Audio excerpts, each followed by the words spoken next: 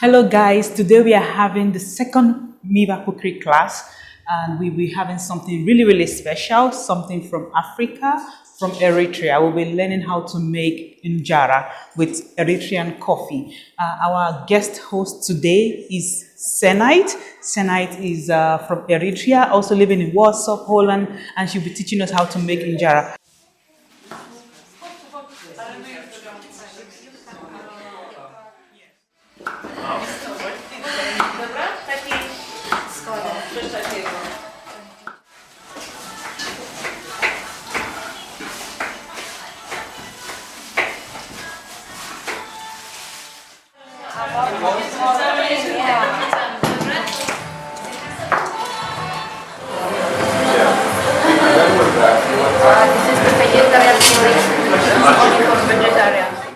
Potem dodamy wodę.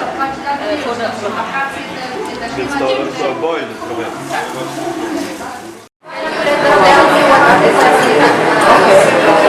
Oh, your injera is ready.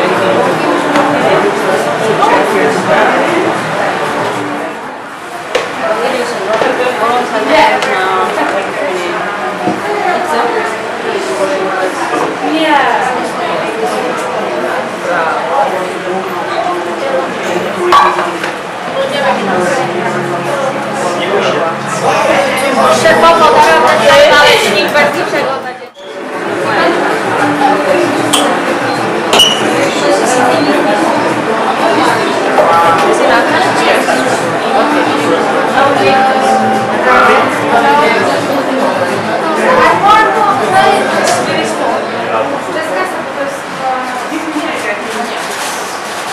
Jak teraz to się robi?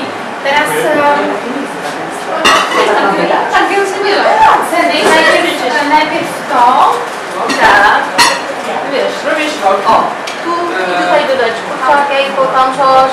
Okej, dobra. Zaraz ci pokażę rękami jak to się może. Przepraszam, kontekstułem.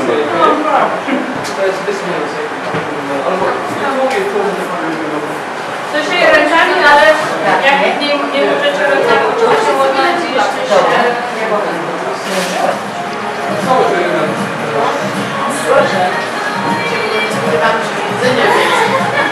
Więc tak jak jest pyszne, ale nie wiem czy na karę.